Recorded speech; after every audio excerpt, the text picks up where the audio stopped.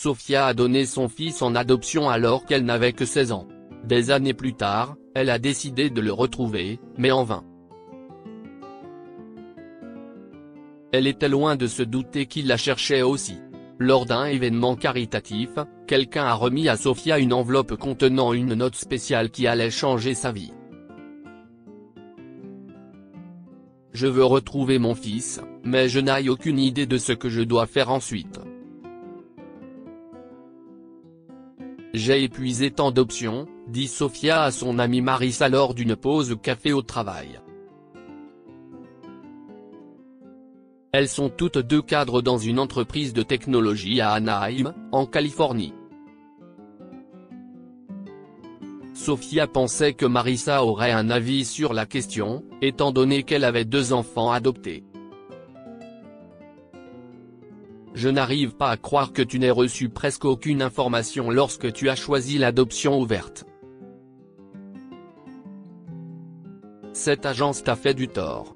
Cela n'a aidé pas non plus que tu aies abandonné ton fils il y a 25 ans, quand les gens choisissaient encore de conserver des dossiers physiques. Mes enfants n'ont que 6 et 4 ans. S'ils veulent un jour retrouver leurs parents biologiques, ils pourront le faire facilement, explique son ami. Je ne sais pas quoi faire, alors. Est-ce que les gens engagent encore des détectives privés? Est-ce que ça existe? Je ne sais pas, s'est interrogée Sofia, frustrée. Et si tu faisais un test ADN? Ces trucs ont des bases de données et montrent tes proches. Du moins, si est ce que j'ai entendu dire. Si ton fils en fait un, il pourra te retrouver, suggère Marissa. Sofia y a pensé, et cela lui a semblé être un bon plan étant donné le peu d'options qu'elle avait pour le moment. Ok. Je vais faire ça. Mais peut-être après le marathon de charité de ce week-end.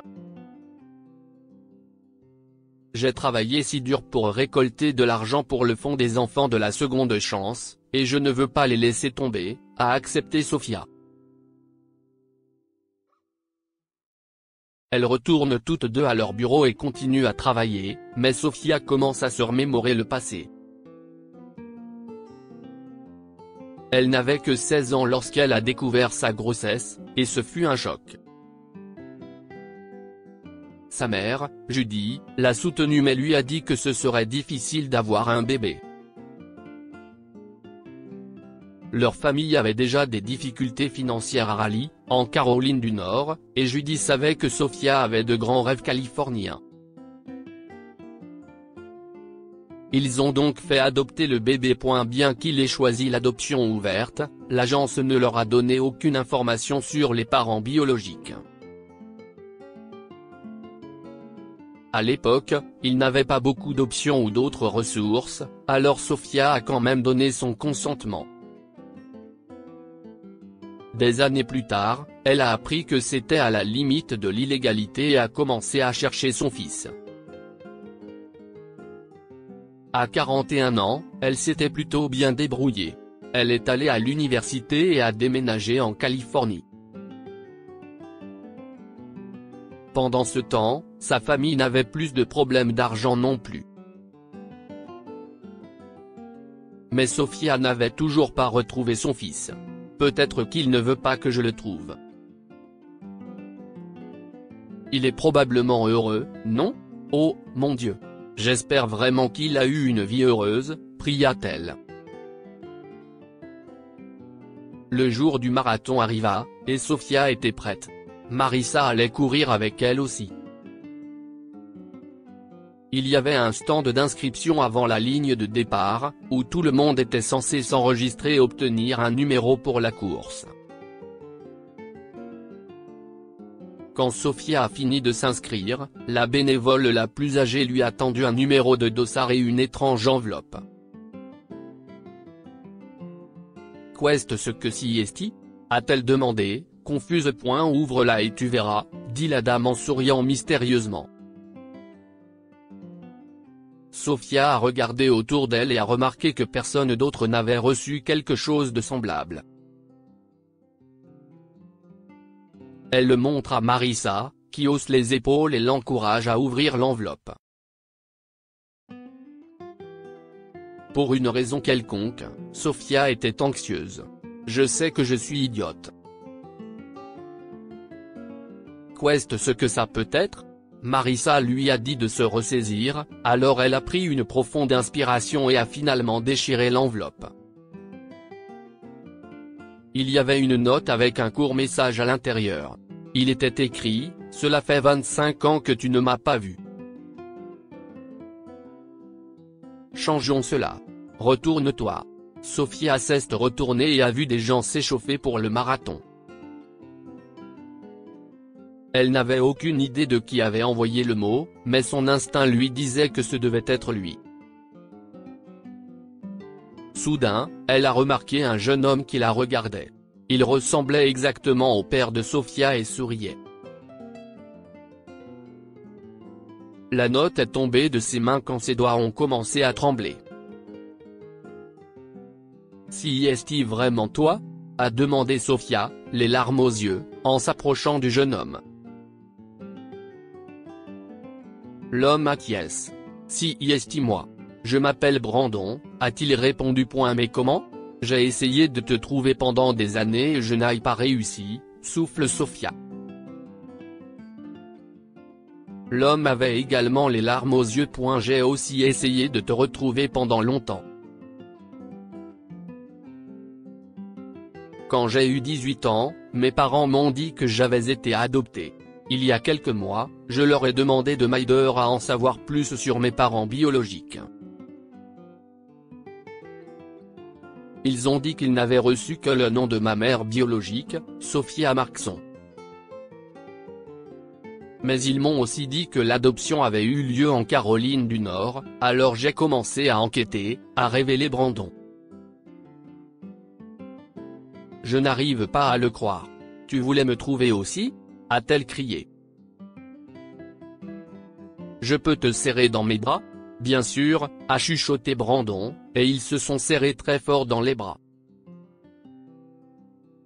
Le marathon a commencé, mais aucun d'eux n'a bougé. Ils sont restés comme ça pendant quelques minutes. Marissa sanglotait juste à côté d'eux. Ok, on est en public. On devrait peut-être s'asseoir et parler un peu plus, a dit Sofia en s'essuyant le visage après avoir relâché Brandon. Il y a plusieurs chaises près de cette tente, Sofia. Je vais vous laisser seule et commencer le marathon. Mais je suis tellement heureuse pour vous, a dit Marissa en désignant l'une des tentes de l'événement, qui était vide pour le moment. Elle est partie pendant que Sofia et son fils prenaient place. Ok, donc tu m'as trouvé en utilisant seulement mon nom ? Mon Dieu, j'aurais aimé avoir les noms de tes parents. Ça aurait été tellement facile, a dit Sofia, se sentant stupide et gênée. Eh bien, j'ai utilisé Facebook.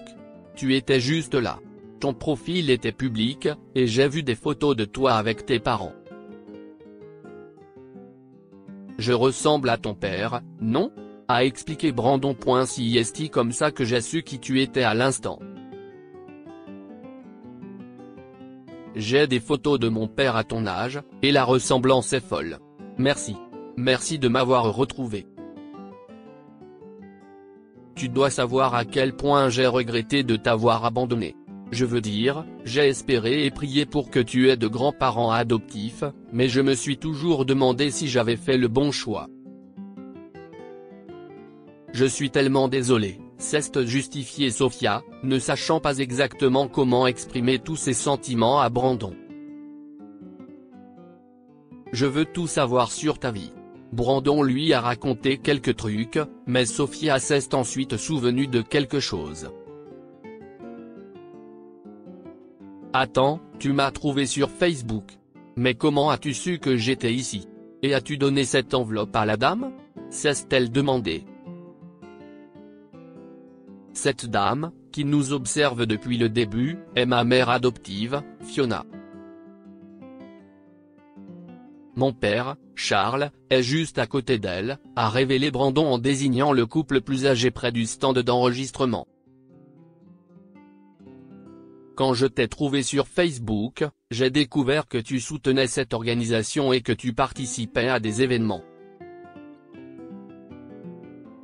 Tu as partagé l'événement d'aujourd'hui il y a quelques semaines, et nous avons mis au point un plan. Sophia a recommencé à pleurer.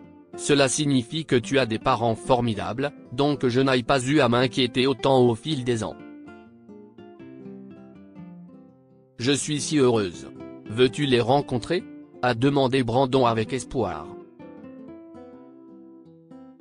Bien sûr, répond immédiatement Sophia. Brandon les a présentés, et ils ont décidé d'aller déjeuner ensemble après l'événement. Ses parents ne savaient pas que Sophia n'avait reçu aucune information à leur sujet pendant l'adoption. Pas étonnant. On nous a dit que c'était une adoption ouverte et que vous nous aviez choisi. Ils nous ont donné votre nom mais rien d'autre. Nous sommes allés jusqu'au bout parce que nous étions si heureux.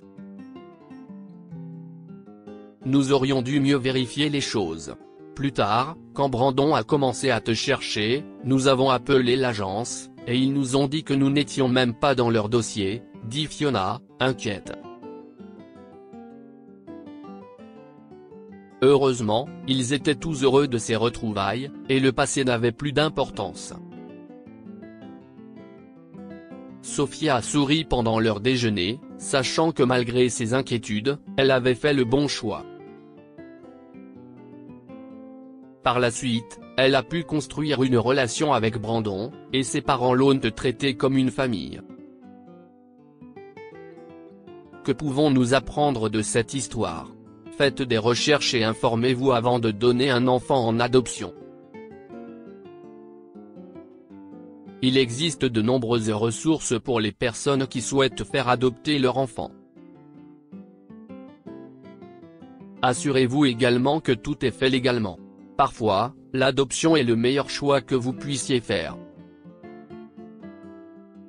Sophia aurait pu se débattre et ne jamais réaliser ses rêves si elle n'avait pas abandonné son fils. Au final, sa décision a été bénéfique pour tout le monde. Partagez cette histoire avec vos amis. Elle pourrait égayer leur journée et les inspirer. Si vous avez aimé cette histoire, vous aimerez peut-être celle d'une femme qui a donné son bébé à l'adoption et l'a retrouvé 30 ans après. Cette histoire est inspirée par l'histoire d'un de nos lecteurs et écrite par un rédacteur professionnel. Toute ressemblance avec de véritables noms ou lieux est une pure coïncidence. Toutes les images sont utilisées uniquement à des fins d'illustration. Partagez votre histoire avec nous. Elle changera peut-être la vie de quelqu'un. Si vous souhaitez partager votre histoire, envoyez-nous un mail à info@amomama.com. Abonnez-vous à Amomama sur Google News.